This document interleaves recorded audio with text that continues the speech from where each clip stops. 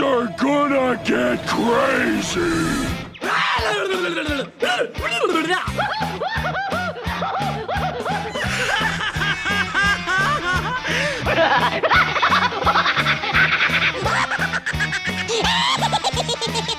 Most everyone's mad here.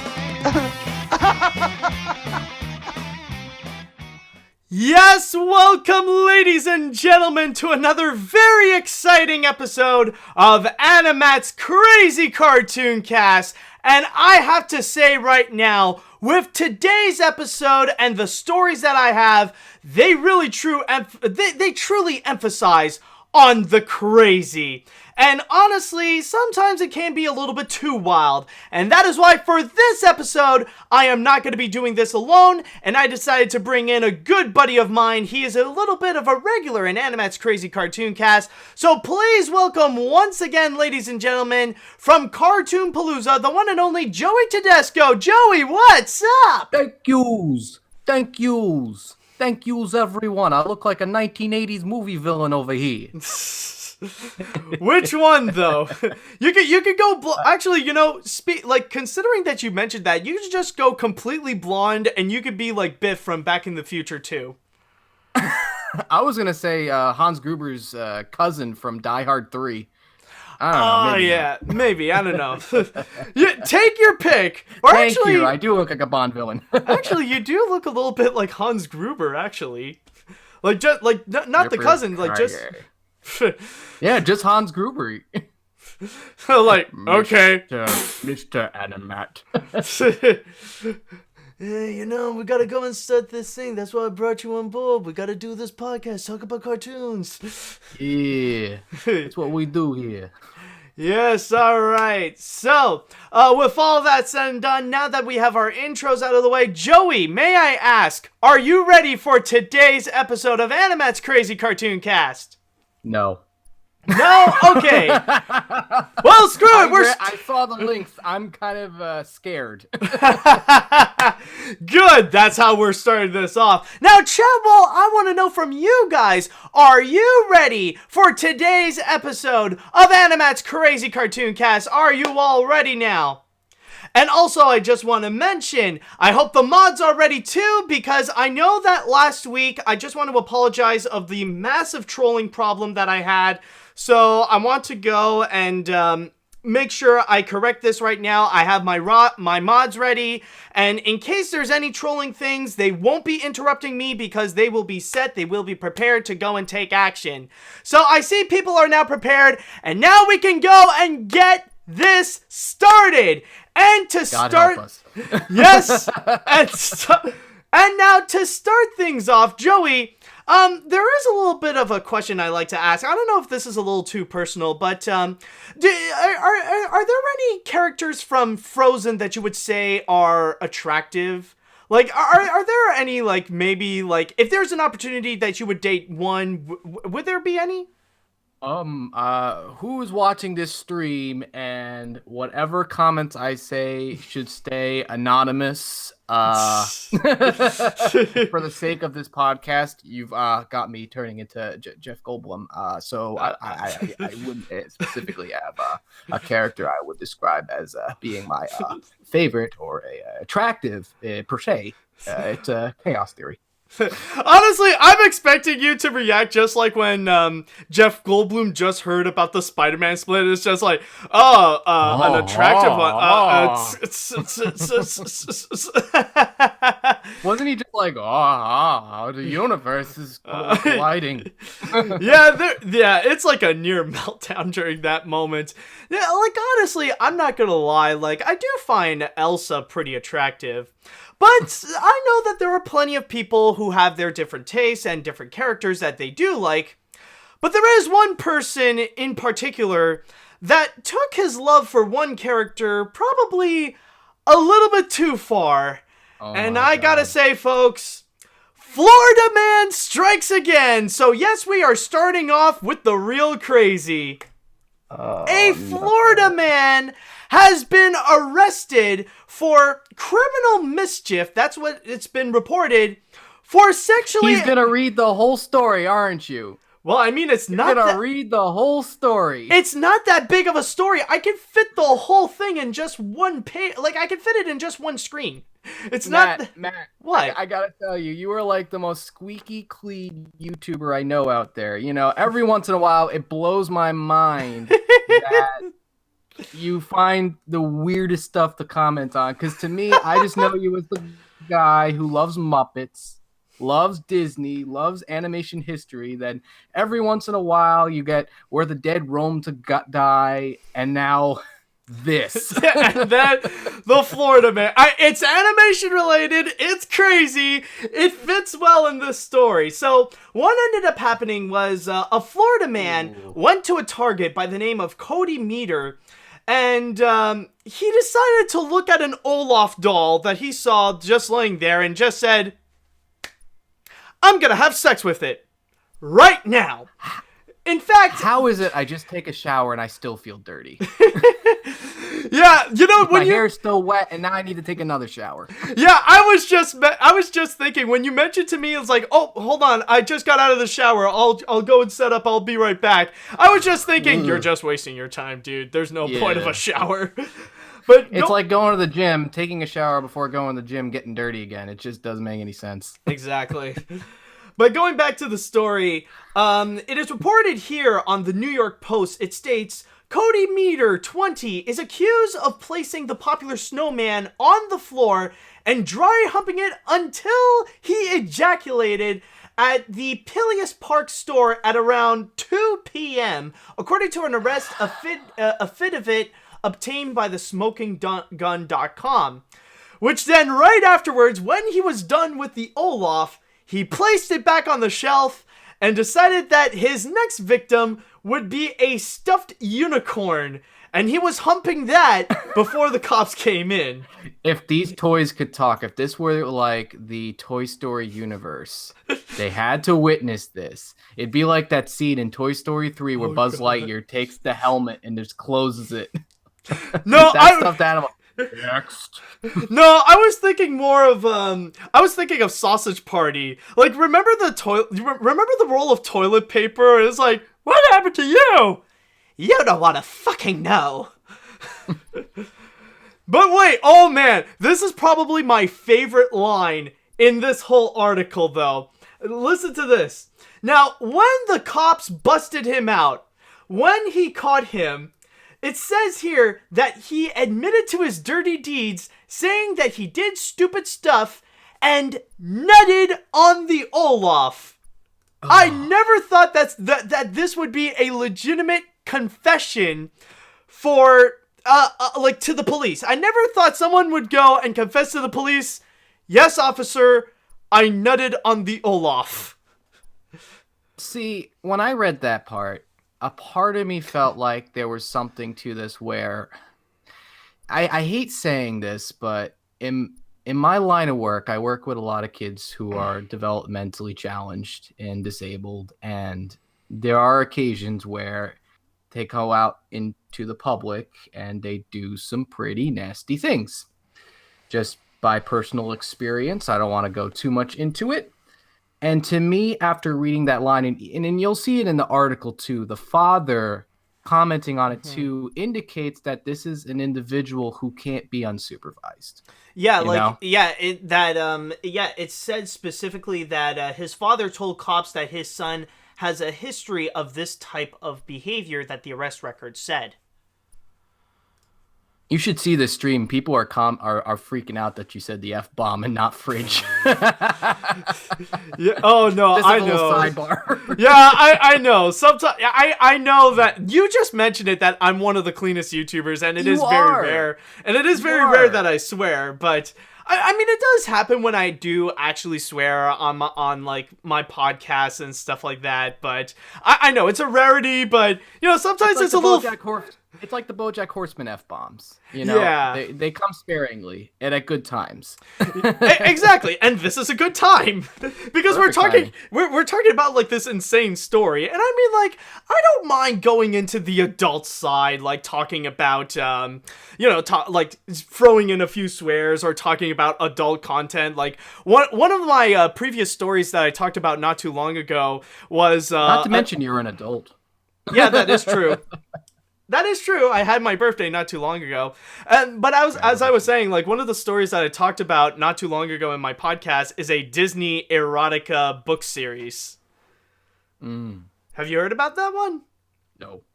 Oh, oh Lord. It's quite a tale. But going back to what we're talking about, as you were saying, what you were talking about, like, with your line of work and stuff? Yeah. I mean, I rarely ever talk about it, but every once in a while it comes out. I mean, I work with kids and adults who have developmental delays and challenges. And from my experience, they do things in public that are frowned upon and need, like, basically 24/7 supervision, you know? They need supervision, you know, and reading the article, to me, it seemed like this individual was with his father, and the father had to, I mean, that's what it seemed like. Did it say the father was with him when this happened, or was he by himself? No, well, it didn't mention. I will say, like, all the different articles that did discuss about this, they're very brief. And they don't mention if his dad was actually there. They only mention that the arrest record stated that his dad said that. So there could be a possibility he was alone. Maybe he was with someone. Who knows? Man, but you know, when you read an article like that, suddenly you think about the part of the film where he says, you know, you could be happy as a happy snowman. Oh yeah. Winters are great to just stay home and cuddle, but certainly not in a Target. But I will say, because of the briefness, that is kind of a little bit frustrating about this news story, because they didn't really specify onto the reason why is it that he decided to go and pursue that. Maybe it is a mental disorder, as you stated, or you gotta keep in mind, this is Florida. The possibilities are endless, and this guy could be, like, on drugs or something like that. But either way, regardless of the scenario, I do have to ask, and maybe it might sound a little bit inappropriate, but I just gotta know, how desperate are you for sex where you have to be in a Target in the middle of the day and you see an Olaf plushie, like, not any other plushie, just an Olaf plushie, and you gotta say, I gotta rub my dick on that. Second, I'll be right back. Yeah. I hate doing that. I'll be right back. Oh, literally. Oh, okay. He's got to find an Olaf plushie of his own. Nah, I'm just kidding. But that's what I'm saying. I guess to go and fill up a little bit of the time while Joey is out. That's the thing about this that's so concerning. The fact that we don't know. Ah, finally, he's back. Sorry about that. All right, so you finished off with your Olaf? Yeah. No comment. Yeah, I do not know this. But yeah, I just gotta say, how desperate are you for sex to go and, like, you need some action with an Olaf plushie? Like, I don't know, like, this could also be a scenario where the libido of this person has gone too insane, where he just had to let it out on something. And Olaf is somehow the closest thing he got. This is you can't make this stuff up, guys. Technical difficulties on my end. Oh, really? What's been going on? No, it's all good.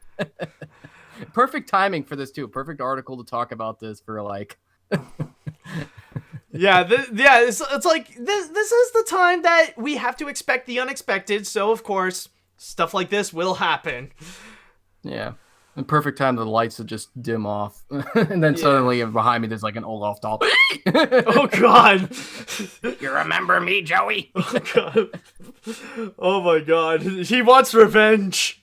He wants revenge for the Florida man. Oh, but I have to ask you, though. Yeah? As a Canadian, looking at the shenanigans of us Americans, what do you think about all this?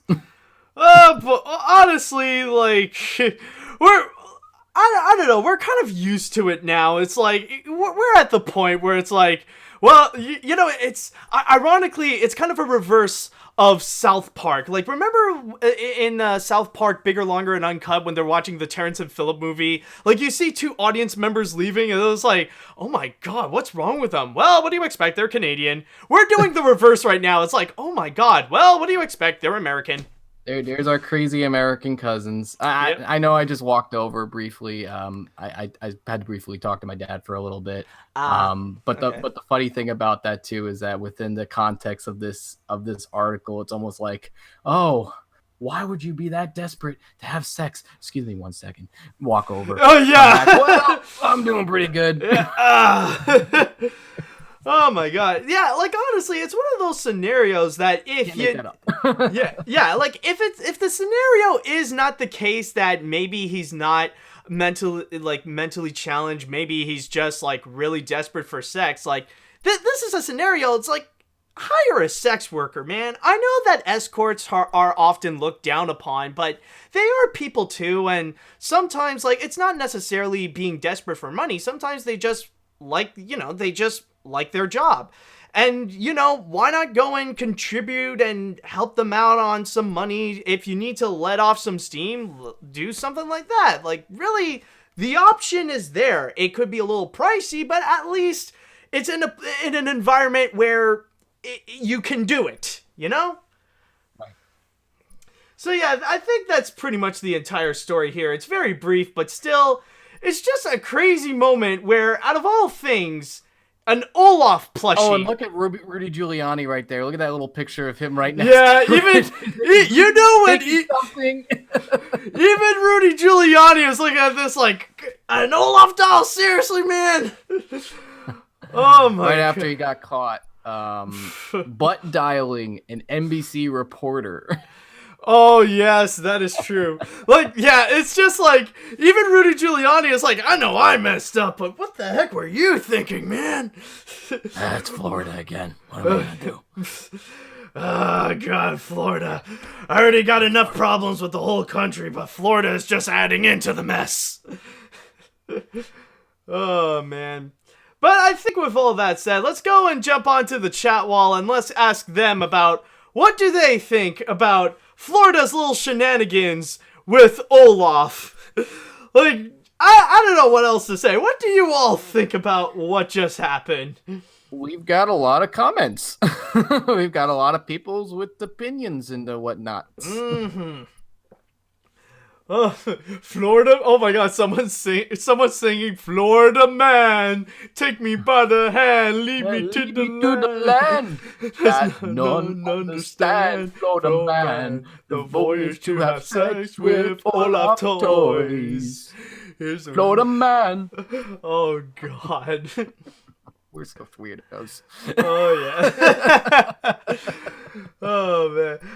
My reaction to this story is just WTF. Stuff like this is why aliens don't visit us. Fun fact. Criminals arrested for crimes against people under the age of 18, especially those violating in sex crimes, are often brutalized and killed off by inmates who severely frowned upon such despicable things, and even prison guards get involved in the crime.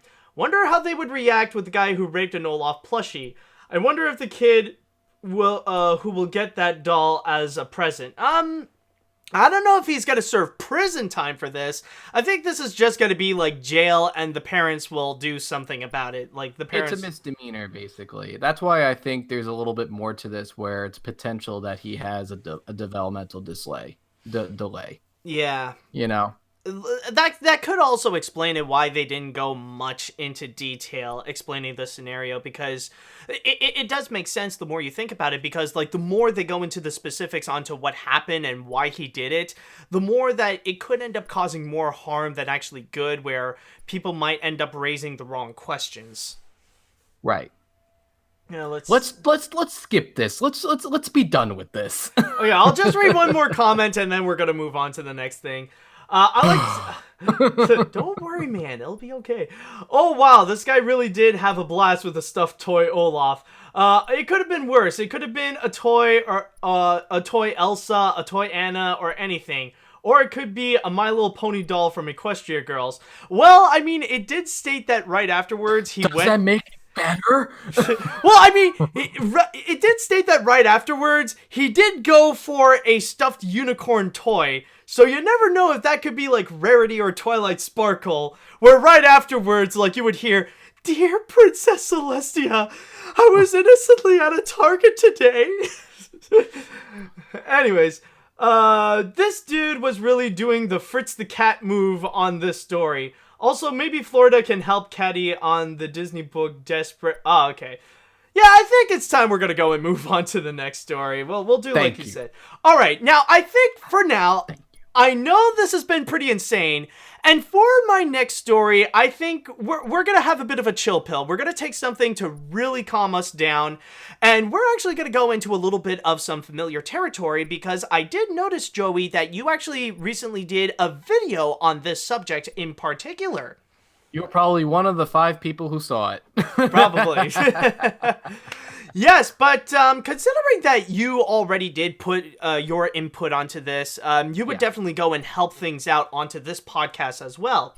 Since what I will be talking about is going to be Adventure Time. More specifically, the comeback of Adventure Time on HBO Max. As you guys probably know, Warner Brothers streaming service HBO Max has announced that they are going to be releasing a set of 1-hour specials that are going to be called Adventure Time Distant Lands, which are going to give us a little bit of an update on some of the favorite characters from the hit Cartoon Network series Adventure Time.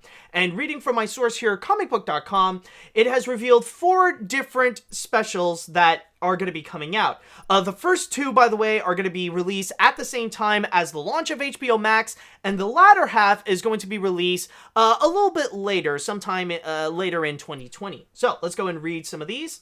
It states here, the first one is BMO follows the lovable little robot from Adventure Time. When there's a deadly space emergency in the farthest reaches of the galaxy, there's only one hero to call, and it's probably not BMO, except that this time it is. Then we That's also... gonna be nice. Mm-hmm. I'm sorry. Oh, do you want to talk about them individually? Like, go down No, one by one? keep going. Okay. I hate interjecting. All right. Anyways, going back into this. Next up, there's going to be Obsidian, features Marceline and Princess Bubblegum as they journey to the imposing, beautiful Glass Kingdom and deep into their tumultuous past to prevent an earth-shattering catastrophe. Next up, we got Wizard City, which follows Peppermint Butler, starting over at the beginning as just another inexperienced wizard school student. When mysterious events at the campus cast suspicion on Pep and his checkered past, can he master the mystic arts in time to prove his innocence? And then finally, there is the big one that probably people will be anticipating the most. Together Again brings Finn and Jake together again to rediscover their brotherly bond and embark on the most important adventure of their lives. We also got a bit of a quote here, which I will read, coming from Sarah Aubrey, the head of original content on HBO Max, stating, "The enchanted world of Adventure Time has mesmerized viewers and critics alike as Finn and Jake right wrongs and battle evil. The addition of these specials to the HBO Max kids and family programming lineup is sure to make kids everywhere say slam bam in a can." We also got one more quote here coming from Rob Sorcher, the chief content officer of Cartoon Network Studios, stating, "Adventure Time was a groundbreaking series and creative playground for so many talented creative artists.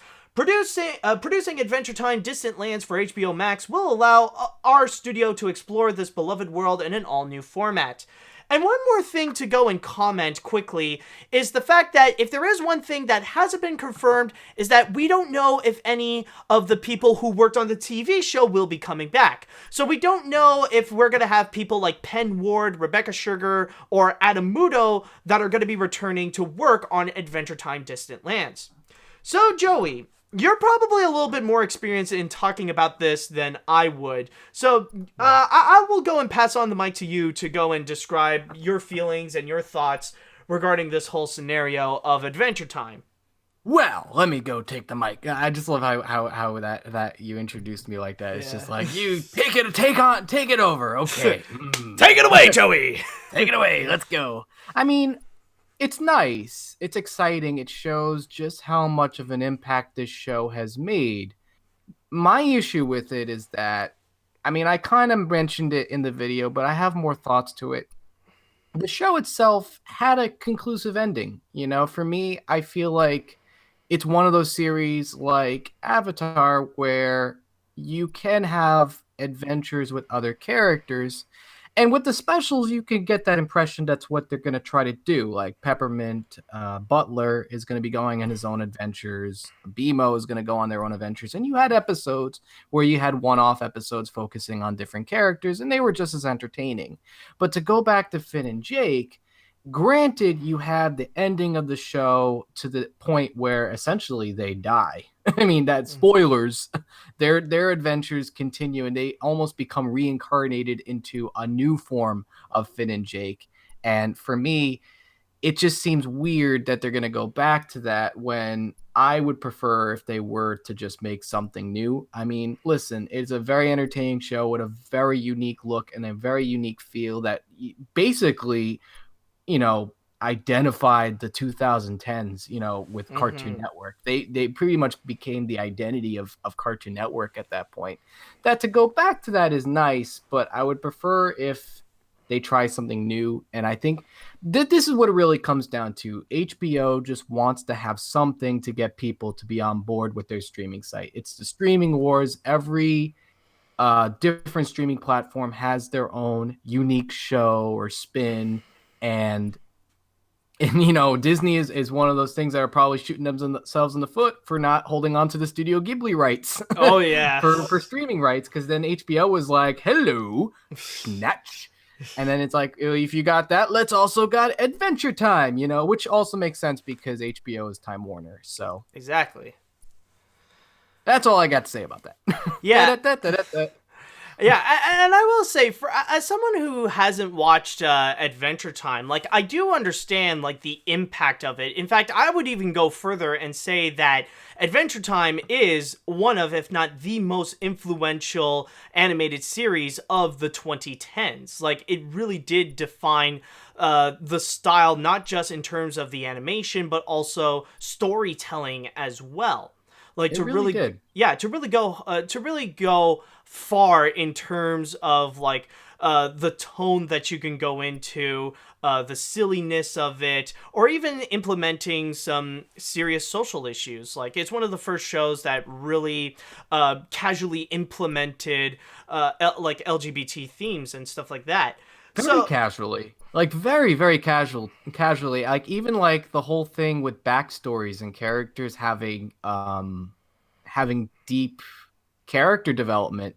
Like, that Christmas special where you find out the Ice King's true origin just really catches people off guard, but at the same time feels unique in the Adventure Time way, where it's just like, holy crap, this guy is essentially a Frankenstein's monster, as what's his name? Tom Kenny put it. Yeah, absolutely. And with the way, like, I'm glad that at least it had its full run, and even though, like, it probably peaked years ago, at least it is over to the point where now people can look back and appreciate the cultural impact that it had made and really help out Cartoon Network to be back on the saddle, because before Adventure Time, beforehand, they were not doing well, and at least Adventure Time did help pick themselves up to go and really move forward as a strong animated station. But bringing them back, however, I feel like now it's at the point where I feel like it's too soon.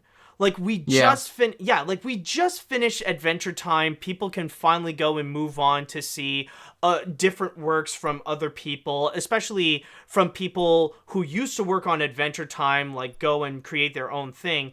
And getting back to it, I feel like now you're trying to, like, now it feels like the purpose could be a little bit more to just, like, try to capitalize on the last minute, like, to see what more you can do with Adventure Time, even though it's already done. Like, as you stated, Finn and Jake's adventures are pretty much over.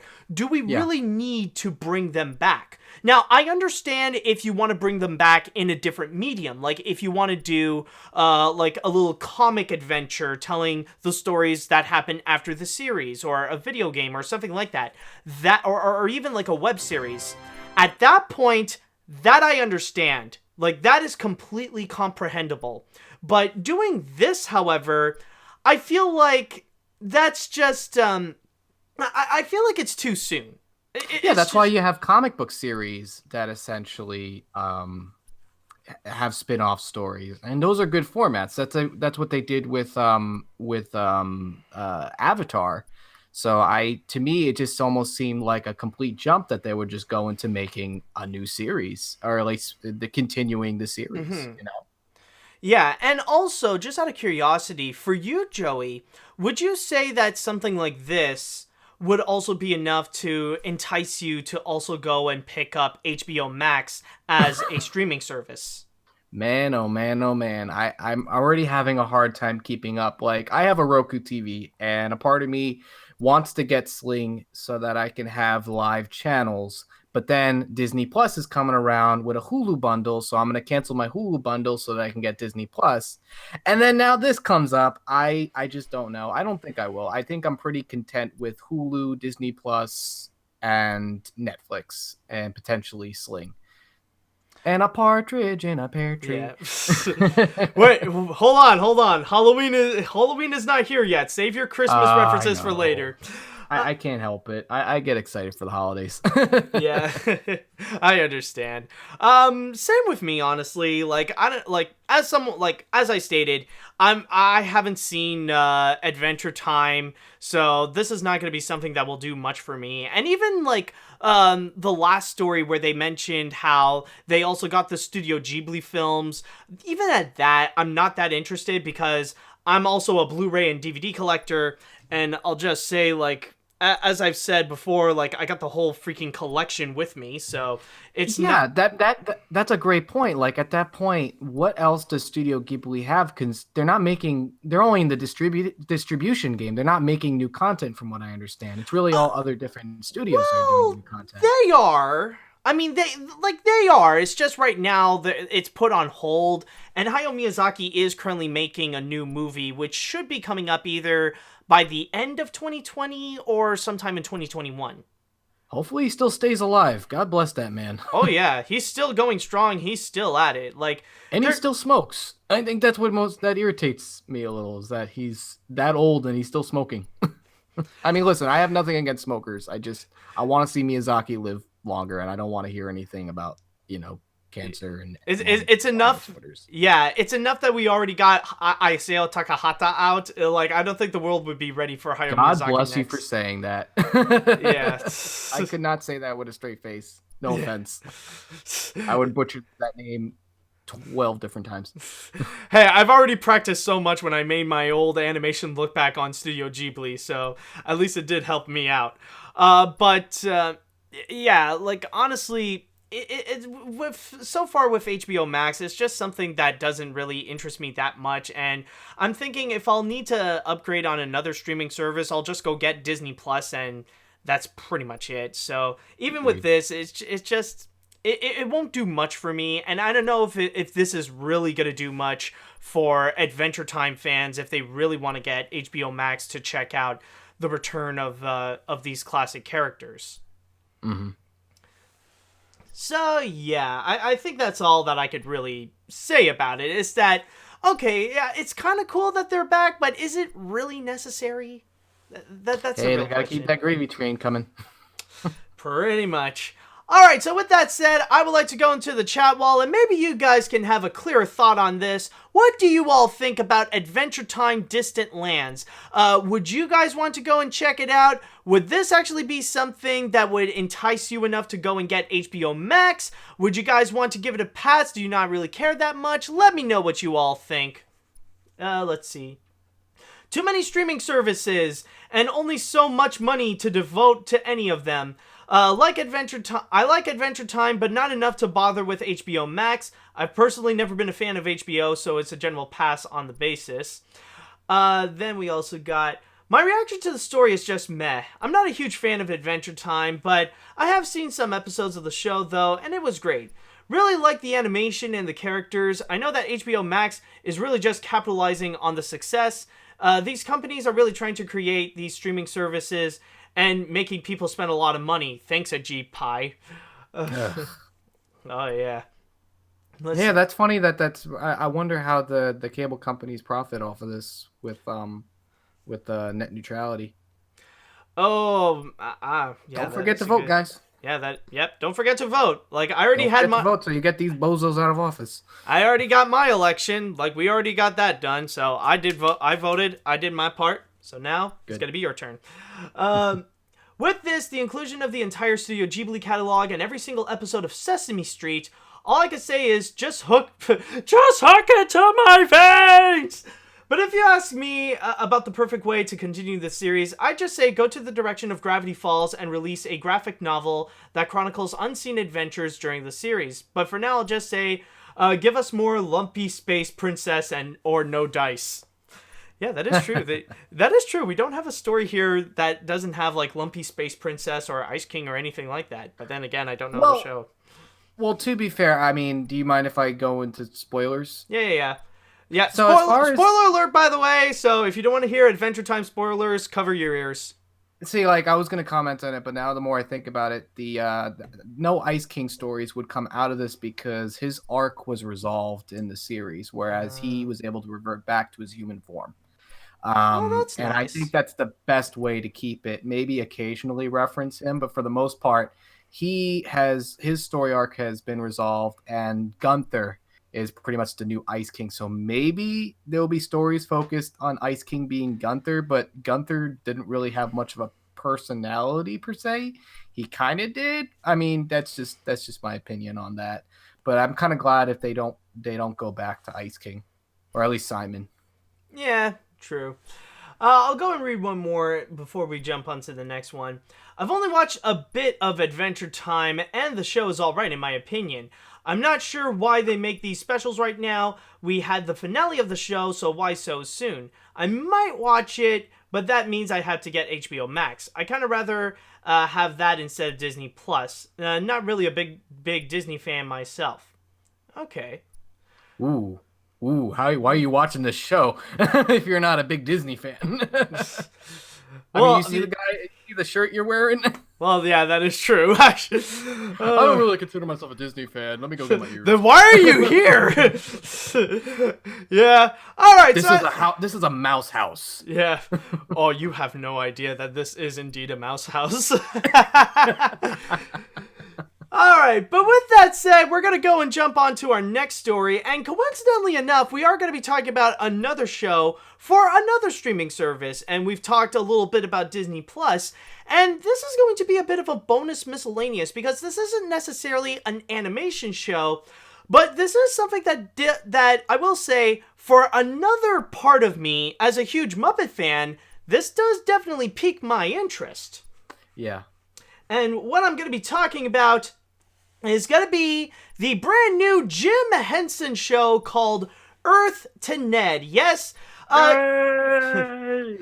yes, Disney Plus has officially revealed that they are going to have a unscripted late night puppet show called Earth to Ned. Well, not late night, but I mean more like a puppet talk show.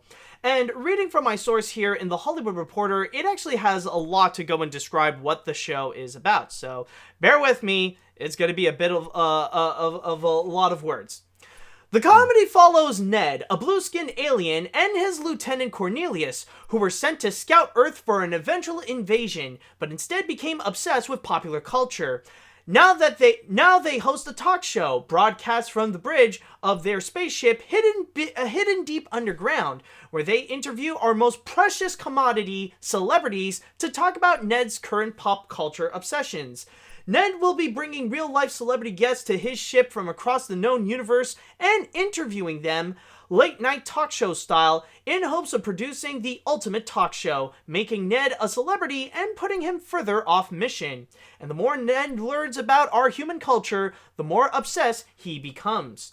We also got a quote coming from Dan Silver, the VP of Unscripted Originals at Disney Plus, as Dan states, Disney has a long history of giving audiences a glimpse at faraway lands and bringing new talent into the spotlight.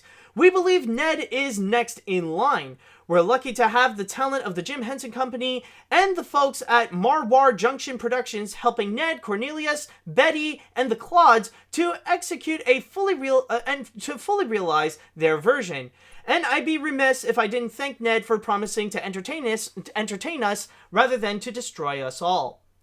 And that's pretty much the big thing that we got here. And this is a good look at the puppets that we have here of Earth to Ned, that they're really emphasizing a lot more on the sci-fi than going into something like the Muppets, or actually it's more of a blend a little bit of somewhere in between the Muppet Show and something as serious as the Dark Crystal.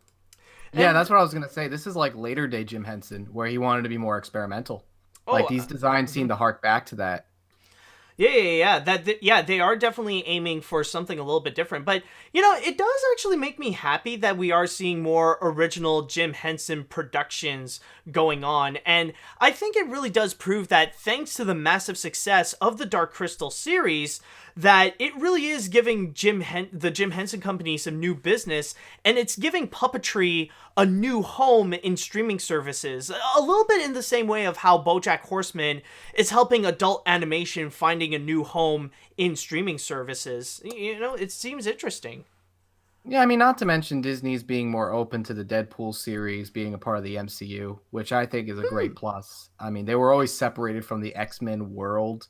So to have that, I mean, it wouldn't be that much of a bridge, but mostly to add to your point that it adds more adult content. What I was reading out of this is that it actually seemed like a little bit Space Ghost Coast to Coast. Yes. that was like the first thing that really stuck out to me, the unscripted, focusing on humor, talk show. But, maybe I'm such a dork, but not only was I reminded of that, but I was actually reminded of the really failed premise of Hot Shots, the game show that Channel Awesome was gonna do. Oh, Pop Quiz Hot Shots? Oh, Pop God. Quiz Hot Shots, except, with an actual budget and not ripping off people. Well, I was thinking more of, what was it? Shut Up and Talk? When Doug Walker tried to interview some people?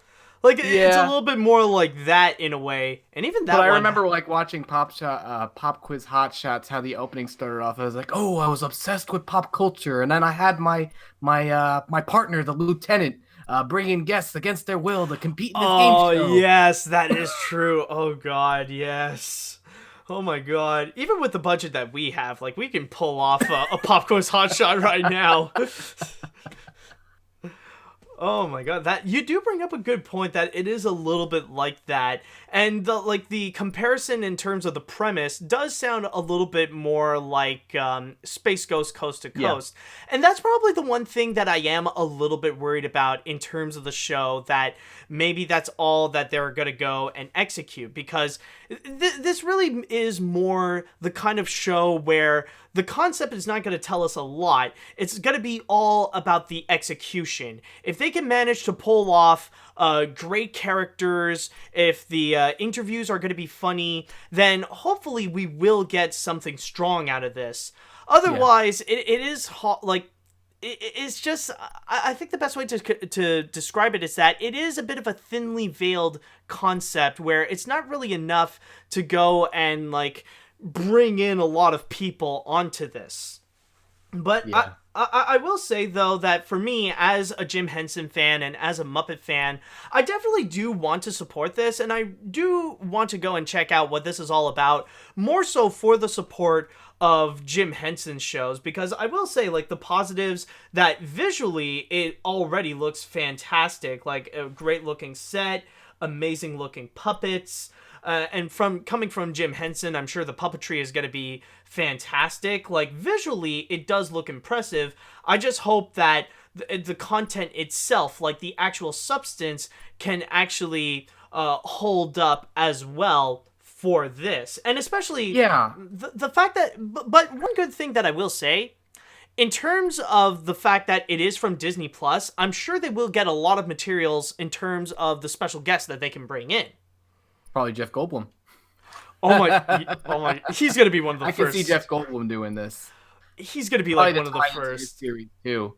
Now the funny thing about that though is like, of all the properties Disney owns, I feel like the Muppets and Jim Henson's properties seem to be the most underutilized. The focus right now is like Marvel, Disney Animation, and Star Wars. And even then, Star Wars seems to be, piquing people's interests, but at the same day, it's Star Wars. It's never going to go away. Exactly. But at the same time, just to show that like the Muppets and Jim Henson, the property they own, isn't being utilized to the same potential, and maybe this can bring that, Well, then again, there is also, like, they're not fully ignoring it. They also have Muppets Now. Like, they do have that exclusive series that it is unscripted. And I know that a lot of people are mentioning, even this article actually made reference to that scrapped Muppets project that they wanted to do. The one with Josh Gad and the Once Upon a Time guys, where they wanted to do this mini-series that's a sequel to Muppets Take Manhattan. Like, I know that, awesome. Yeah, I know a lot of people focused on that, but there are some things that Disney is still doing with the Muppets. They're not letting that go. They still know that that the Muppets are still a viable franchise with a prominent fan base. Like, they know that if they would do something drastic and completely ignore the Muppets or remove them, like remove the image from from the Disney parks and stuff like that, they know that there's going to be hell to pay. Mm-hmm. No, I agree with you completely with that. Not to mention that they do utilize the practical effects of the Henson Company when it comes to Star Wars. So at least it helps them out. A little bit of synergy there. Yeah, exactly. So in the case of this show, I am glad that Disney is Disney is helping out with the Jim Henson Company, and maybe they're doing that for the sake of capitalizing on the success of the Dark Crystal, but still, more work for the Jim Henson Company is always a good thing. And I'll check it out for my support of the Jim Henson Company, and if the show does turn out to be good, then that's awesome. If not, well then, hey, at least they tried something. So we'll see with how this one will go, and maybe they'll do something good with it. Who knows? Like, since you did mention that you're going to be getting Disney Plus, would this be a show that you would check out when you get Disney Plus? Maybe. I mean, in reality, I'm mostly getting Disney Plus for that spicy Disney content that every once in a while the Disney Vault they take out of the Disney Vault, and those Disney animated series like Gargoyles. That was a hard find. I could never find Gargoyles on DVD, and I'm not one to just pirate stuff. I like to have actual, I don't illegally stream. I tried to find stuff as it is. And The Simpsons. Like, come on. Oh, the whole Simpsons catalog. The whole Simpsons, that's true. Like, when they announced that they were going to be releasing The Simpsons seasons 1 to 20 on DVD, I'm thinking, why? Like, who's going to buy that now? Yeah. Basically, all the DVDs they released since the 2000s. Yeah, like, those ones are going to be much cheaper. So, like, I already got my collection. And besides, like, a lot of people will say, like, at least, like, maybe 1 to 12 or 1 to 8 max that is worth owning. Really random, but I think it's somewhat relevant since we briefly talked about The Simpsons. Ever think about doing animation look back Film Roman or Film Roman? That is a good question, but I do see the possibility on that. I'll consider it.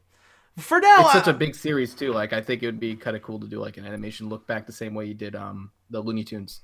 Oh yeah, just for like individual characters and such. Again, don't want to get you too sidetracked. No, I know. Well, for now, like, I'm pretty busy on like animation look back Disney and really get that going. Yeah. So, all right, needed upgrade. Oh my god, yeah, absolutely. I'm so proud of what I got with it so far.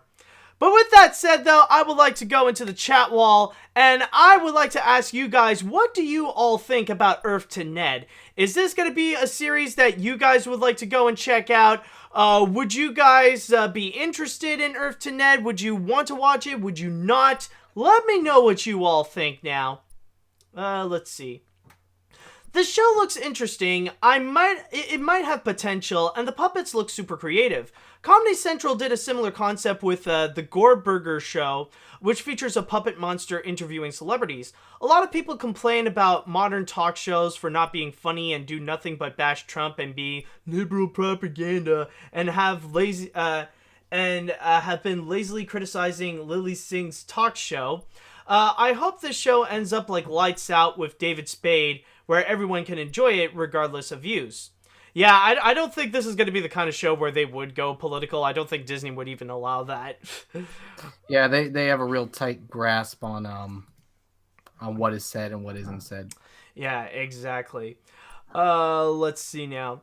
Earth to Ned sounds interesting, but the reason I am a bit cautious is because talk show hosted by puppets don't have a great track record. Remember when Alf was given one? Alf was given a talk show? I don't remember that.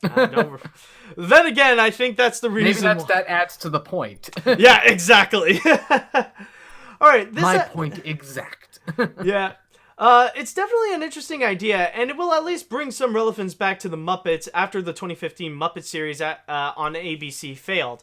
Well, I mean, not really, because this is not about the Muppets, and also, interestingly enough, among all the series the Muppets have, so far, the only Muppet shows that are going to be on Disney Plus, at least when it's going to be released, is just the new Muppet Baby series and the 2015 Muppets show, actually.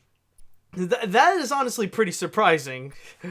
Alright, anyways, let's see now. This actually sounds pretty cool, not just because Jim Henson's team is involved, but also because it's actually a really interesting concept. But to whoever is writing the show, let me just say, please, I beg of you, don't let Joaquin Phoenix Joker guest star on the show. Ooh. Oh. That's a little dark. Knock, knock. A little too soon. A little too soon. How about a joke, Ned? Oh, God. Alright, I don't think I want pop culture anymore. I think I'm done. I'm Let's out. go. I think about that SpongeBob meme. I'm out. I'm gonna get out. Alright, I'm gonna head out. Alright, so I think we're good with Earth to Ned. We don't have an official release date. I don't know if it's stated that if it is going to be released at the same time or if it's going to be released later, but at least we know. Or, I don't think, hold on. The series will exclusively stream on Disney Plus. The subscription streaming is set to launch. Okay, yeah, I don't think there is an announcement if it's going to be released at the same time as Disney Plus, but we shall see. But anyways, moving on to our next story. What I got here is actually going to be a children's program, but this one I gotta say, it actually looks pretty interesting and looks familiar as well. But with this one, I mean, who knows? Maybe that's just me. Like, it could be just a cute series that Disney just wants to do, but still, I think it is worth talking about it a little bit. And what I'm referring to is actually going to be the Disney Junior series, The Chicken Squad. Yes, Disney Junior has officially announced that they are going to be making a brand new animated series called Chicken Squad, which is going to be based on the Doreen Cronin's children's book series. And from there, let me go and read a little bit, once again, from my source here in The Hollywood Reporter, as it states, geared towards preschoolers and their families, the animated series aims to teach children the benefits of teamwork and critical thinking skills. As the siblings, Coop, Little Boo, and Sweetie are faced with obstacles and sent on adventures, they brainstormed ideas to save the day with the help of Captain J.J. Tully, a seasoned watchdog. Thankfully not, what was the Chicken Little's dad, the father? Oh, Buck Cluck. No, hopefully not Buck Cluck. Oh, God. The worst father in anything. Oh, my God, absolutely. We also got a quote coming from Joe D'Ambrosia, who is the Senior VP of Original... Not to be confused. Yeah. The Senior VP of Original Programming and General Manager at Disney Junior, as Joe states, We love the fun, silly humor found in the Chicken Squad book series and are excited to have the opportunity to use that original material as a jumping off point for our new Disney Junior series. Full of humor, heroism, and heart, we can't wait for our young viewers to follow along on the adventures of these adorable problem-solving chickens and their police dog mentor as they model what it's like to be a good community helper. And you know, the funny thing is that I look at this and once again, I feel like we're starting to see a massive trend with these children's shows trying to do rescuing. Don't you think, man? Yeah, it's like a Paw Patrol and what was this, Backyardians back in the day. Yeah, exactly. Just a recurring theme. Like even Mickey Mouse has got one too. I don't know. Like, well, we know Mickey Mouse has like the clubhouse, and they got like what is it, like Speedway Racers or something like that. Like, I don't know if that counts as rescuing, but one thing that I do know that it's mainly because of Paw Patrol, considering how huge Paw Patrol has become and one of the most successful children's shows currently running. But funny enough, like the one thing that I know exactly that's just full on trying to cash in on Paw Patrol's success is, and some people have pointed out also PJ Masks as well. But the one that I'm thinking is actually, what was it? Yes! Dragons Rescue Riders that DreamWorks decided to make. They decided to turn How to Train Your Dragon and make their own Paw Patrol out of it with talking dragons as well. Like you've heard of you've heard of that show, right? The one on Netflix, correct? Mm-hmm. Yeah, exactly that one. It's just like I look at it, and honestly, me and my friends, like often we would joke about it, like because they are huge How to Train Your Dragon fans, and sometimes I would like. For me, sometimes I would like to troll them because there's this one character named Burple that's all about gas humor. And often I just go and point to him as like the god of all dragons. Who the fridge needs a Red Death or a Bewilderbeast when you got Burple? No, I mean, ultimately, like with this series, it's kind of cool that they're giving Yvette Brown, I don't know if I'm saying her full name, but Shirley from Community more work. She's a joy in anything she does. I'm really looking forward to that. I mean, I'm probably not going to watch it, but it's good to see that she's getting work. Yvette Nicole Brown.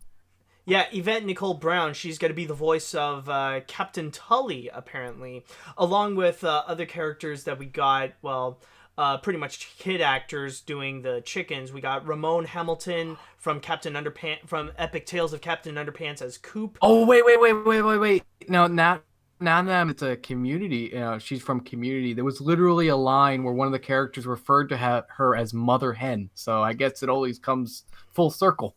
She's doing a chicken character. No, actually, no, not really. Captain Tully is the dog, I believe. Close. She's actually she's like a seasoned watchdog. Oh, never mind. You were close. Misread. Close, but no cigar. But at the same time, we also got Maxwell Simkins from Bizaardvark playing as Lil Boo, and also Gabriella Graves, who was in Coop and Cammy Ask the World, playing as Sweetie. And you know, the funny thing is that when I first saw this show, like, I looked at the main character specifically, and funny that you mentioned Chicken Little, because that's the one thing that kind of freaked me out a bit, is that you look at the main character, the one that's the in round glasses, the round spiked hair. It looks so much like Chicken Little. It's honestly a little bit scary. I get it, Disney. You were trying to push this to be a thing. You put the character in Kingdom Hearts 2. It's not gonna be a thing. Stop making it like Fletch. By Fetch. It's not gonna be a thing. Honestly, I had a little bit of like a PTSD moment when I saw the character. I was just there like, no.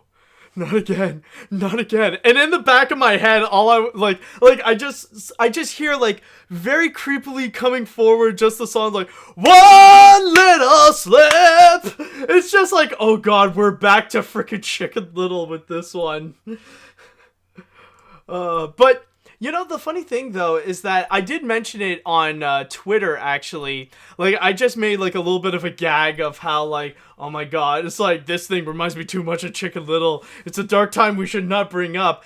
And holy crap, I did not expect that tweet to go viral. And one thing that I didn't expect, and probably the most surprising thing, is that apparently I have awakened the Chicken Little fan club. Which I didn't know. Wow. I didn't know there was a Chicken Little fan club, and it's basically for the most part, it's a lot of Gen Z people that they loved it because they grew up with Chicken Little as a kid.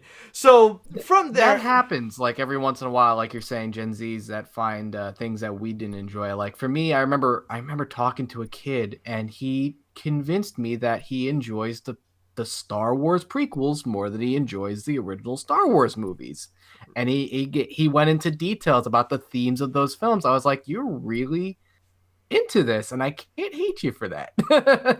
Yeah, I mean, like, in this day and age, it wouldn't be that surprising that more and more people would like, would actually really like, the prequels and the Phantom Menace, Attack of the Clones, and that's why, like, it would be a bit explainable as well as to why some people would give flack to the recent trilogy more so than the prequels as well, because like now we are at the point where the prequels do have a nostalgia factor, that there are people who legitimately grew up with the Star Wars prequels, including the crazy antics of Jar Jar Binks.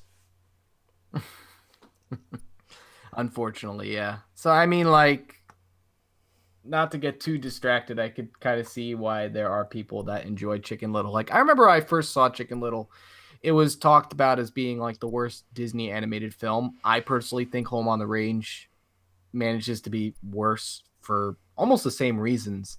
Like, to me, it was Disney trying to do something new at the time. They failed at it, but I don't know. I wouldn't even say they really went fully into it, you know? I felt like they had a big budget, but they didn't utilize it. Like, I remember, and now that I think about it, I remember in my review how I mentioned Jimmy Neutron. The movie was made on Blender on free software, whereas this movie was made with professional technology, and Jimmy Neutron looked better because they had understood the technology better. Yeah, and the thing is, I remember in my review that the one thing that I got the most out of Chicken Little is the fact, like, I understand if some people would say that, oh, Home on the Range is worse or something like that. I don't know. It's just like, I know that the bottom two is Chicken Little and Home on the Range, but the thing they're just fighting each other for that worst spot, you know? Exactly. But the thing with Chicken Little for me is that it's the problem is that it's not like, this is not Disney. They're it just feels like they're trying to be DreamWorks. Yeah. Like, they're at the point of, like, if you can't the be movie them... opens just like Shrek, basically, you know? Exactly. Funny enough, the opening is the only thing that I actually liked from the movie. Like, that Close the book. Yeah, oh my god, yeah. How many times have we seen the opening of the book? Close the book. And then from there, like, when the movie starts, that's where things go downhill. Like, just give me the intro and that's it. But yeah, but I was honestly surprised that, like, from my tweet, it ended up being viral, and I've awakened the Chicken Little fan base. But I just gotta say right now, though, that, oh my god, it's not fun being popular on Twitter. It's not as good as being popular on YouTube. At least YouTube, like, you can make a business out of it. You can make it as your job. Like, you can have a lot more creativity out of it. But with Twitter, it's just... There's no like, it doesn't matter if you get so many likes or retweets. It's just, it's not fun. It's just I agree with you. It's really funny because I really feel like it feeds off of negativity, whereas it's like before Trump became president. I hate making things political. When I wasn't really crazy about how all the tweets that were really negative or cynical got the most likes and retweets. That suddenly when Donald Trump did it, people suddenly realized that, ooh, maybe this is a bad thing. Maybe this isn't the best way to get hits. Yeah, that's the thing. It's just when it's just for me, I wouldn't say that I'm not popular on Twitter. It's just like whenever I would make a tweet, like sometimes like there were some notices and stuff like that. It's not often that I would make a tweet that would get over 100 likes and stuff like that. But then suddenly I did this one tweet and it got like over like 1,500 likes and stuff. There's a part of me that just like sees all the comments, all the responses, and all the different retweets and stuff like that, and I'm just there like who are you people? Leave me alone. Or, like Patrick coming back home. Who are you people? Exactly. Because, like, it's just a regular social media post. Like, with YouTube, I'm used to it. That's, like, you can make a business out of it. You cannot make a business out of Twitter. Like, you don't get money out of getting likes and retweets. So that's the thing. It's just, like, it's a different experience. And honestly, like, I don't like it. Like, if you want, like... Trust me, sometimes fame on the internet is not worth it, especially on Twitter. Don't get Twitter famous. I don't know how some people do it. Like, how some people would go and, like, they would regularly tweet, like, every 10 minutes, and they would go make posts that end up getting thousands of likes and stuff like that, and thousands of responses. It's just, I don't know how some people do it. It's like the fans of Chicken Little. There's an audience for it. There's pretty much an audience. There's an audience for literally anything. Anything. Oh man, but this is not to harp against this show in particular. Going back to Chicken Squad, I mean, like, I'm only pointing out the Chicken Little element more as a coincidence. I'm sure that in terms of the show itself, I'm sure it's going to be really nice for children. They'll get a kick out of it. They'll have fun, and as I said, like, any relations to Chicken Little is just nothing more but a coincidence. It's just, for me, like, just looking at this, it's like, oh my god, it's like the similarities just feel a little bit uncanny. And you just go back to, like, Kill Bill. Yeah, exactly. One little slip, no, not again. Oh god. But yeah, the show itself, however, will be coming out in 2020, and we'll see how it goes, and we'll hope for the best for this little series that will be entertaining children. Alright, so, with that said, though, now we're going to go into the chat wall, and I want to know what you guys think about this little series. What did you all think about the Disney Junior series Chicken Squad? If you have any children, would you want to let your children go check this show out? Do you think this seems interesting for them? Do you think kids will like it? Do you think not? Let me know what you all think of this. It's funny you mentioned that. I remember actually reading a couple comments on my channel how they enjoy that the review helps them know if it's good for their kids to watch, which ultimately reminds me that a lot of the films that we're watching and cartoons we're watching were made for kids. So you're right. There are probably a couple of parents out there that, would appreciate what we have to say about these things. Yeah, exactly. Like, at least we can spread the word out there to let parents know of, like, what could be something that their kids can appreciate. Let's see. Although I thought Chicken Little was decent, I would have to agree with the main character of the series looking like Chicken Little because he's a chicken who wears round glasses. Also, I didn't know that Chicken Little had a fan club. It's like Disney Junior took the movie and turned it into a much different TV series for younger children. You never know. It's a little, honestly, you never know. Maybe this could be, like, speaking of Dragon Rescue Riders, this could be, like, the Chicken Little equivalent.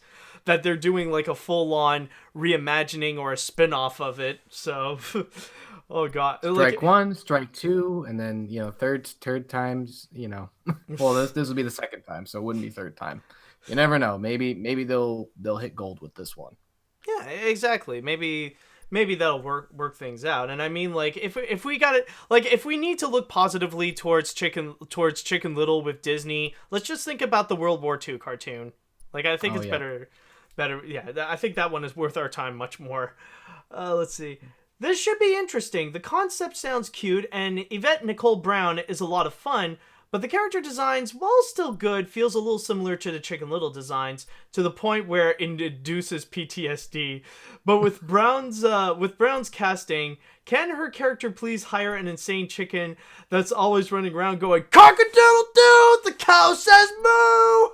Oh, God. Yeah, I think you know what he's talking about. Clearly, he's talking about the unicorn from Ugly Dolls, the one that goes, "Good morning." No, I don't know. My mind goes to weird places. Yeah. No, I know exactly which character you're talking about. I'd rather think about that guy. Good morning, Moxie.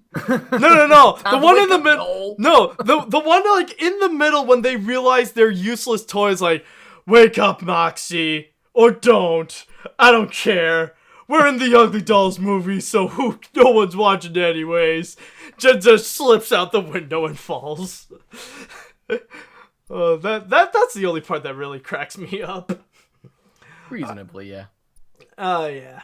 Let's showing on-screen suicide in the Ugly Dolls movie did seem kind of weird, or at least attempt.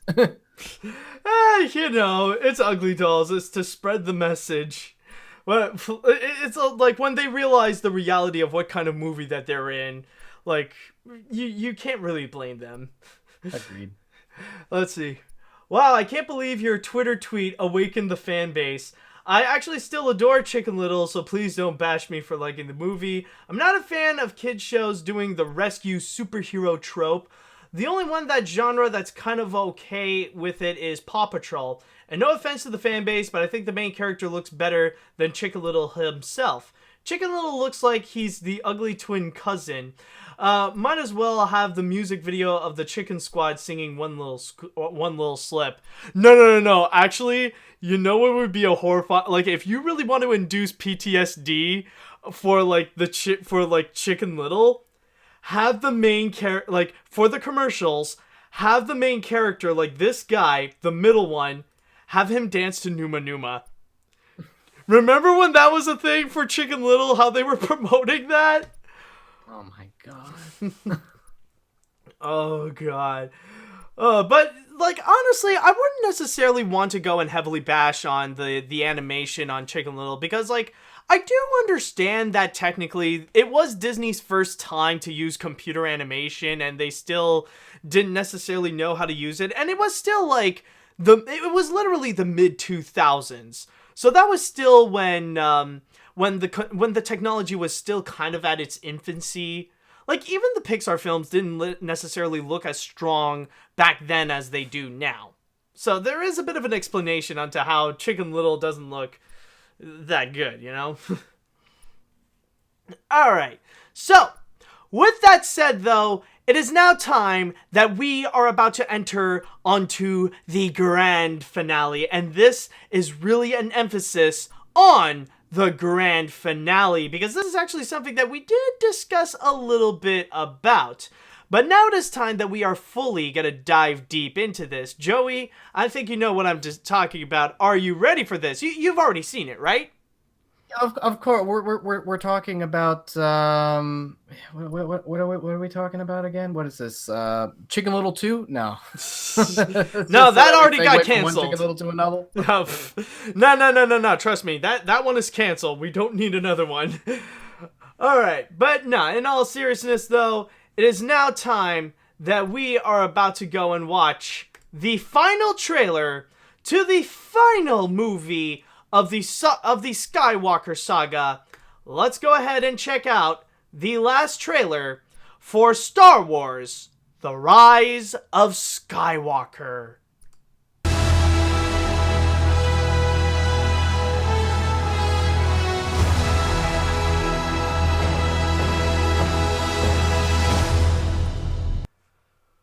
Oh boy. Oh, dude. Feeling good? Yeah, you? Yeah. So I'll be honest with you. As far as Star Wars goes, I'm not like the biggest fan ever. I'm probably gonna offend a whole bunch of people out there. I don't care. I mean, Star Wars is cool. Star Wars is, it's comfort food for me at this point. So I know it's got a lot of people who are indifferent to it because of The Last Jedi. And it surprisingly have this hatred towards it in the same way the prequels came out, which in my opinion I just don't see being justified. But it was kind of like those things we mentioned earlier where there's like an audience for everything. But like the two things that really stand out to me is the themes that these movies have been going in, which is the fact that Jedis and Sith can actually find a middle ground, which to me is a cool theme that I like to see Star Wars go into. Whereas rather than have, the light and the dark, you kind of have a middle ground between the two. And to me, I think that would be the best place to explore Star Wars, because at this point they've explored everything in under the sun. Like some people have even mentioned, the title itself, Rise of Skywalker, may indicate redemption for Kylo Ren, which to me makes perfect sense. Yeah, no, I definitely agree with you there. And that is an interesting analysis. And for me, I would say, like, I wouldn't say like I'm a huge Star Wars fan, but I am definitely a decent fan. And I will say, in terms of the recent trilogy, like, I'm not going to say, I definitely would say that the recent sequel trilogy that we have, it's nowhere near in the leagues of the original trilogy. It does, like, each of the movies do have their own set of problems, like with Force Awakens and The Last Jedi, but I do like them. I do think that they are pretty strong movies, and that they're still definitely better than what we got than stuff like the prequels, or especially compared to the holiday special. There are worse, trust me, there are worse things out there than The Last Jedi. Believe me on that. But with this one, it really does remind me a lot how this really is the grand finale of it all. And I think, honestly, for the sake of everyone, regardless of which position that you're in with the recent movies or whatever, I think it's definitely a great thing that this is, like, the ending of it all. Like, the ending, at least, of the main saga that we have grown up with for so long, whether it be for people who grew up with the original or with the prequels. At least this one, it will tie everything all together so that we can go and move on to new Star Wars stories, like in The Mandalorian, or whatever Disney Plus would offer, or whatever future Obi-Wan series. With yes. Ewan McGregor. Oh yes, that's also coming up. That's going to be pretty interesting. But more like, for now, I would say, like, The Mandalorian is going to be something to really keep an eye out, especially when a lot of my family members who are not usually Star Wars fans are, like, freaking out about it, especially. So there is that. But with this one, I am absolutely excited for this, and especially with what they are showing, that it really does emphasize that this is the grand finale of it all. And even some elements that you have stated, with the way that we do see a lot more collaboration with Rey and Kylo Ren, how they are working together. And I believe Daisy really even stated that we are going to know a little bit more about the relationship between the two characters, and if there would even be some kind of romance even. So that's all they needed was that one image from Last Jedi where what's his name, shirtless with the giant pecs and that Adam Driver upper body. That's all you need to know about that relationship. Yeah, exactly. It's just like Rey just looks at him and is like, chest. The end. I'm gonna treat you like an Olaf. I'm gonna treat you like an Olaf doll at Target. Oh yeah. Why not have a throwback on? Well, I mean, what else are we gonna do? Might as well laugh at the situation instead of, like, feeling awkward about it. Call back. Yeah.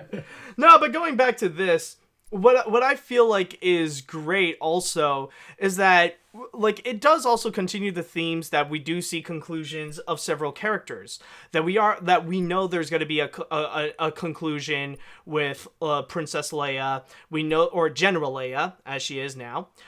We've already seen the conclusion of Luke in The Last Jedi. We've seen the conclusion of Han Solo, and even this one is hinting out that we could see a conclusion of C-3PO, and that's probably one of the biggest standout moments.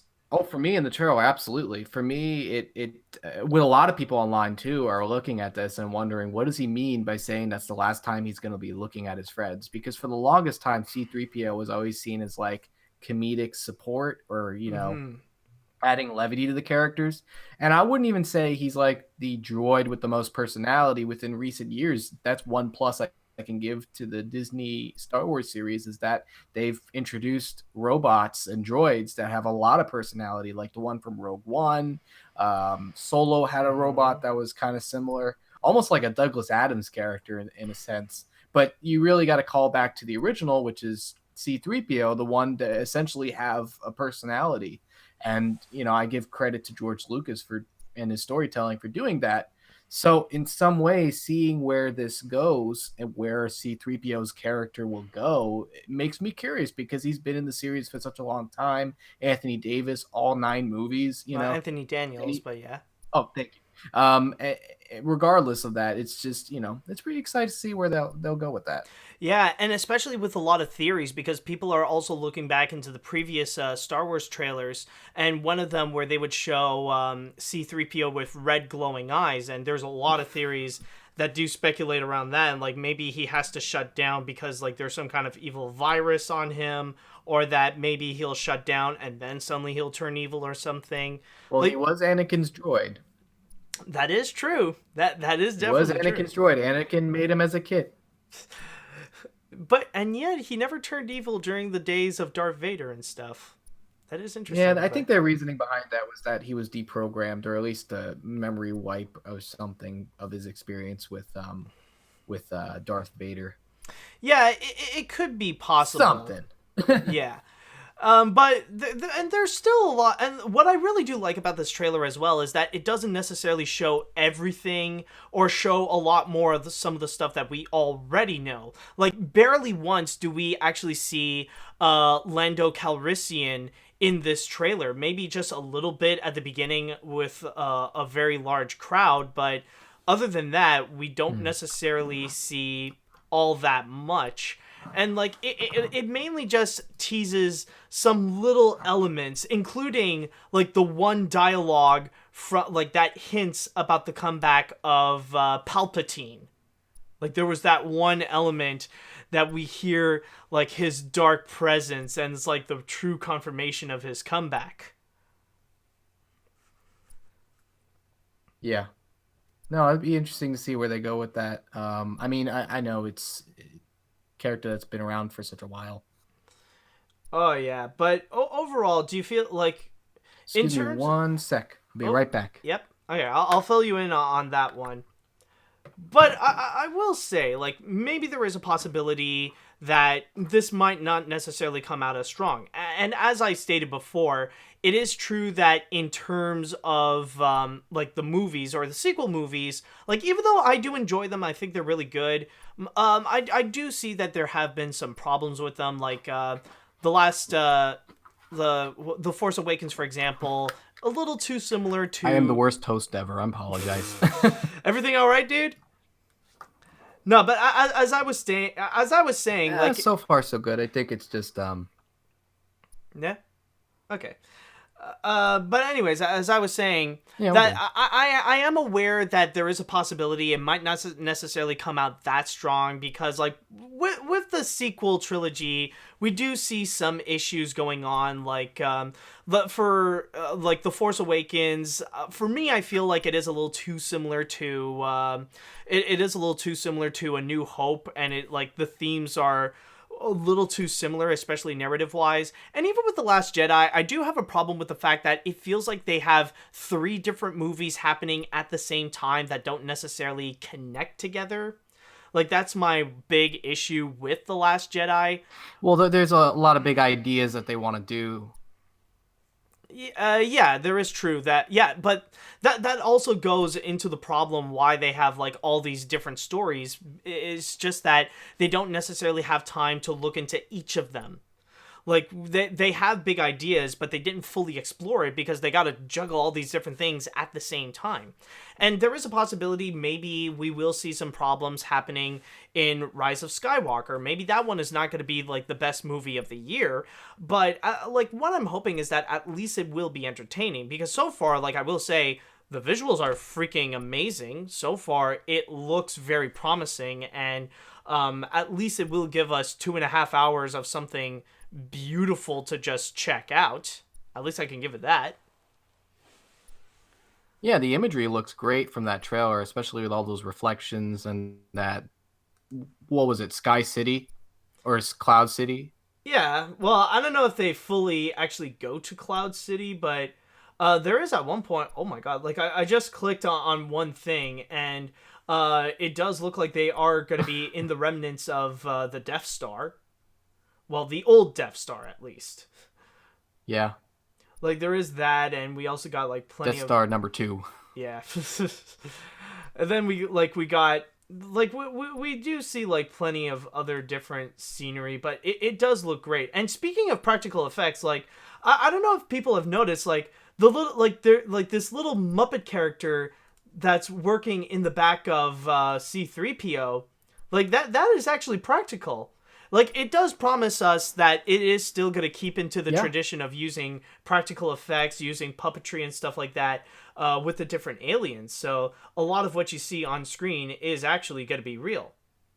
So honestly, it's one thing that I know going in is that it is going to be a visually stunning movie that will be, like, it will be worth watching on the big screen to see, like, all these practical effects and see all these major action scenes come together. So at least, like, as a popcorn flick, it will deliver no matter what. Disney doesn't want to spare... They want to spare expense on this one. Oh, yeah. No, I think, like, Disney does have the money that they could really bank hard on the Rise of Skywalker. They can give them, like, whatever big budget that they want to make it look absolutely extravagant. So from there, like, there will be some effort that will be put into the movie. But overall, I will say that with this trailer in particular, I'm absolutely hyped up for it. I'm definitely going to go see it when it comes out. So I'll definitely be there. And at least, like, it will be worth watching just to see the end of it all. Because I'm already into it. Watching, like, I've already seen, like, the Force Awakens and The Last Jedi. At the very least, might as well go see it just to go and conclude the story. You know, I think that's going to be, like, the main thing to go and check out, is to see, like, the grand finale of it all, to see where all this will ultimately lead to. Like, what's going to happen to Finn? What's going to happen to Poe? What's going to happen to Rey? What's going to happen to Kylo Ren? At least, like, let's go and just check it out to see all the loose ends be tied up. Agreed. Yeah, for you, like, I don't know, do you, like, would you go and watch them watch these Star Wars movies on the big screen, or for you, would you wait until it's going to be released on DVD or Blu-ray, or or by the time that it'll be out on home media, like, would you wait for Disney Plus? Like, would you wait to go and check it out on Disney Plus? That is a good question. I would definitely want to see this on the big screen. I've seen all the Star Wars films on the big screen. All right. So, yeah. I've never seen... I guess I'll take that back. I didn't see Clone Wars. Well... Of course, yeah. I think, like, you could get a pass for not... And that's also another one that we forgot to mention. The Clone Wars movie. Like, yeah, like, say what you will about either The Last Jedi or even, like, with the prequels. At least it's not... At least we didn't get, like, the Clone Wars movie. Like, oh my god. That one I really did not like because it makes Star Wars boring. Like, that's kind of like a crime in itself. Not even that. It's people accuse Disney of direct-to-video sequels and then video sequels that should just be left to video. Yeah, but then other studios do it. You know? Exactly. Well, yeah, that's kind of the hypocrisy. Like, Disney gets a lot of crap because they're the biggest, they're the most popular. Like, they're just targeting Disney, yet they completely ignore that. Well, I mean, there are plenty of other companies that do the same thing, you know? It's not just Disney doing it.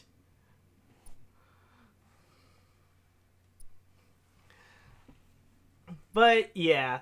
With that, though, the movie is going to be coming out on December 20th, and I am definitely excited to go and check this one out. I will say this is definitely an effective trailer, and I will be watching this movie for sure. Like, I'm going to be there at the big screen. Absolutely. All right, so with that said, though, I want to go into the chat wall And I would like to know, what do you all think about the final trailer of Star Wars, The Rise of Skywalker? Did you guys like what you just saw? Did you guys not like it? Are you going to go and watch Star Wars The Rise of Skywalker on the big screen? Are you going to wait till it gets released on Disney Plus? Or are you just going to give this a pass altogether? Let me know what you all think. Alright, let's see here.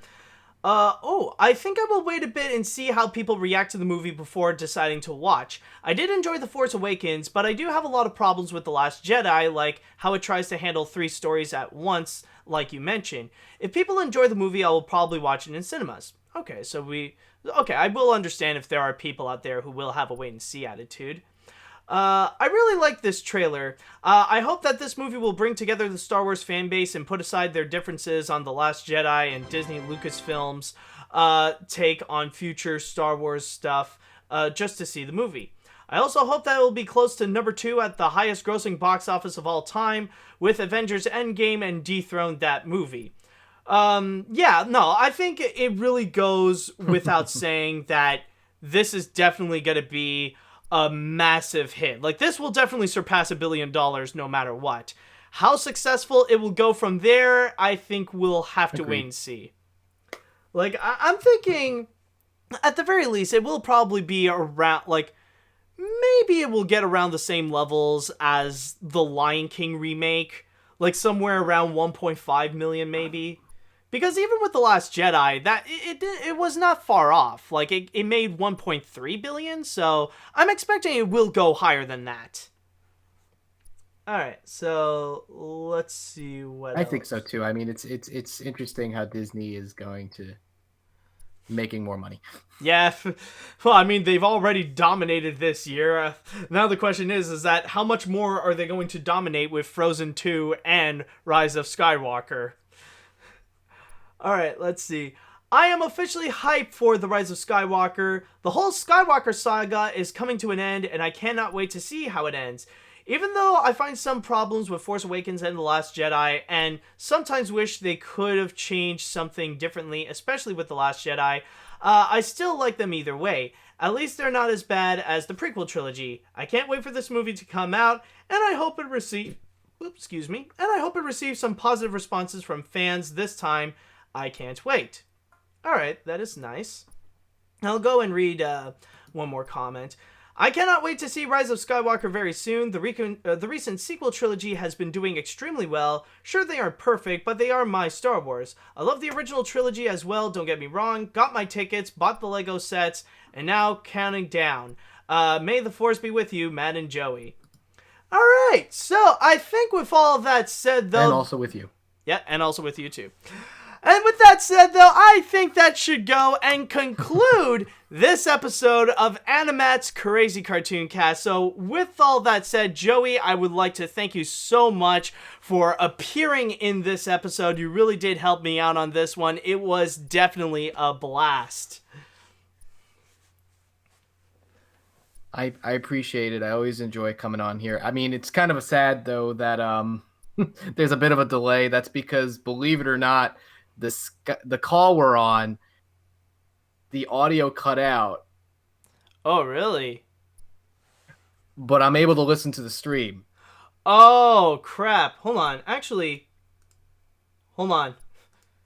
Man, why didn't you say so before? Is this better? Like, do you hear anything different? I felt bad.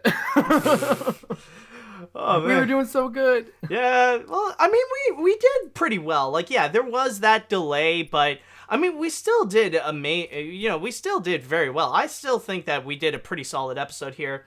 But with that said, though, Joey, I would like to ask if there are people out there who would like to go and follow you, if they want to find you on the internet, where can they find you? Like, where can we go and find your works?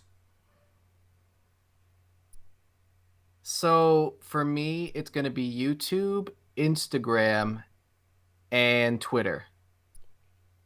Okay. Any specific names, though? The handle will always be Joey T. Joey T. Just Joey T? Cartoon P. Joey T. Cartoon P. All right, I gotcha. I love that wonderful delay now. Now it's so noticeable. Yeah. Yeah, now it's being pretty obvious. But with all that said, said and done, nah, it's okay, dude. With all that said and done, I would just like to say thank you all so much for watching, and thank you all so much for listening.